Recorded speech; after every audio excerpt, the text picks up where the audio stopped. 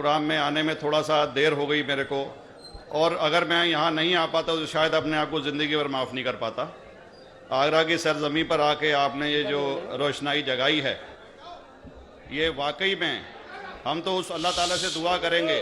जी हाँ। अल्लाह ताला से दुआ करेंगे कि आप जैसे 10-20 और नेक दिल और इतने पढ़े लिखे, इतने इंटेलेक्चुअल आदमी और पैदा करें, जिससे कि जाके आप भारत का कोना कोना, देश का कोना कोना रोशन करें। तहे दिल से स्वागत आपका। मेरा एक छोटा सा सवाल से पहले थोड़ा सा, एक हमारे भी गुरु ग्रंथ साहब के अंदर गुरु नानक साहब ने पूरी दुनिया का चक्कर लगाया, जिसके अंदर मक्का मदीना भी शामिल है। और जैसा कि एक सवाल इससे पहले हो चुका है कि गैर मुस्लिम जो है मक्का मदीना में अलाउड नहीं, या वहाँ का कैंटोनमेंट जो है अलाउ परमिशन नहीं देता। मगर ये तो तय है, आप मानते हैं, इस्लाम मानता है, हम मानते हैं, हमारे ग्रंथों के अंदर दर्ज है। गुरु नानक साहब के 2 चेले थे, एक बाला और एक मर्दाना, एक हिंदू और एक मुस्लिम।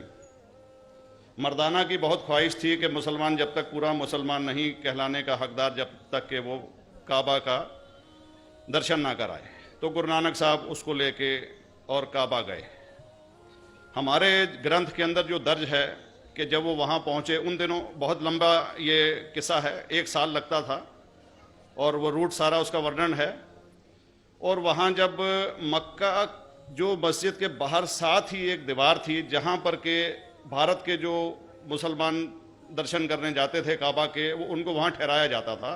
वहाँ की देखभाल जो करता था वो मुल्ला जीवन करता था। जब गुरु नानक साहब अपने चेलों के साथ में वहाँ पर पड़े थे, तो सुबह जब मुल्ला जीवन वहाँ की सफाई करने के लिए आया, तो उसने देखा गुरु नानक साहब के जो पैर थे वो काबा की तरफ थे। वो गुस्से में चिल्लाया कि ये कौन काफिर है जो कि काबा की तरफ पैर करके पड़ा है, और उसने गुस्से के अंदर आके उनके पैरों को झटका दिया, दूसरी तरफ किया। तो हमारे ग्रंथ के अंदर दर्ज जो किस्सा है उसके अंदर यह है कि काबा भी उस समय हिल गया। जिधर गुरु नानक के पैर जाते थे काबा उधर मुड़ता था। तो वो जोर से चिल्लाया, ये कोई हजरत है, ये कोई औलिया है। तो उस समय के जो काजी थे मक्का के, काजी रुकनुद्दीन साहब थे, और शाह शरफ, कई हस्तियों के नाम हैं उसमें।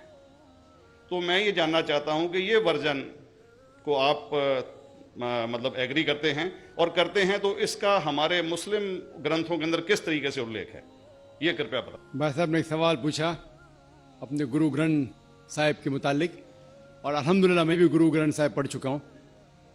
और जिस तरीके से, क्योंकि वक्त मुख्तसर सा होने की वजह से मुझे वक्त नहीं मिला कि गुरु ग्रंथ को भी कोट करूँ।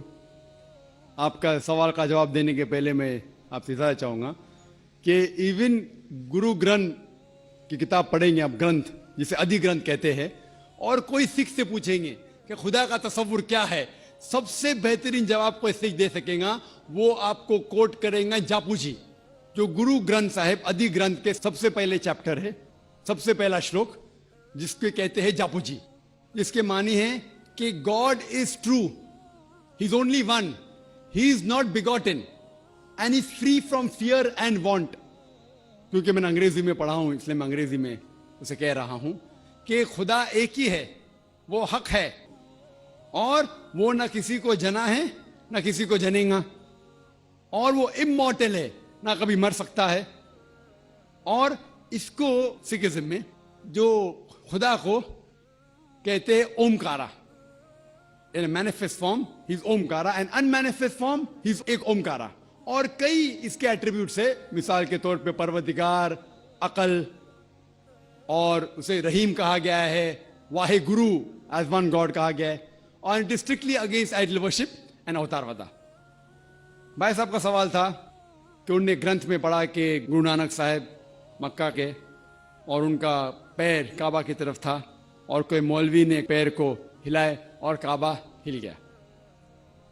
क्योंकि ये age of science and technology है, अगर कोई चीज जो किताब हजारों साल पहले लिखी गई है, 10,000 साल या 4,000 साल, तो शायद उसके बारे में हिस्टोरिकल रिकॉर्ड मिलना मुश्किल है। हालांकि इवन जीसस क्राइस्ट के बारे में 2000 साल हिस्टोरिकल रिकॉर्ड है क्योंकि सिखिज्म जो एकदम नया मजहब है, जितने मजाहिब के मुकाबले हिंदुस्तान में नया है, कुछ सैकड़ों साल पहले 15th सेंचुरी में, toward the end of the 15th century, Guru Nanak साहब जो पंजाब के थे, ये मजहब तो कायम हुआ हार्डली 400-500 ईयर, 400-500 साल। और अगर ये मान लो, सपोज मिसाल के तौर पे मान लो, मैं क्यों कह रहा हूं कि मैं नहीं चाहता हूं किसी को बुरा लगे, मान लो ये सच है, मान लो अगर 400-500 साल पहले अगर ये होता था कि काबा इधर से उधर हिल जाता था, तो हिस्टोरिकल रिकॉर्ड में बिल्कुल लिखा होता था। और कई हिस्टोरिकल रिकॉर्ड में ये नहीं कि काबा हिला इधर उधर, कई हिस्टोरिकल रिकॉर्ड आप देखेंगे। हिस्ट्री इतनी अल्हम्दुलिल्लाह 800-900 साल पहले, 1000 साल पहले जो मुगल ने किए, बिल्कुल लिखा हुआ हिस्टोरिकल रिकॉर्ड में। तो ये कहना कि गुरु नानक साहब वहां गए और काबा हिल गया, ये बिल्कुल साइंस के खिलाफ है, क्योंकि साइंस में कोई भी रिकॉर्ड नहीं है, वहां के देश के रिकॉर्ड में कहीं भी नहीं कि काबा हिला। तो इसलिए हम कहते हैं कि हो सकता है ये गलती से किसने लिखा होगा, न कई किस्से कहानी। ये मैं तस्लीम करता हूं कि गुरु ग्रंथ साहिब में कई चीजें सही है, हक की बात है, लेकिन ये तस्लीम करना कि काबा हिल गया, ये बिल्कुल साइंस के भी खिलाफ है, साइंस के खिलाफ है। और इस्लाम में भी ये नहीं है। लेकिन ये कहना कि कोई गैर मुस्लिम जा सकता है, मुमकिन है चुपके से कोई गया तो हो सकता है, वो भी जवाब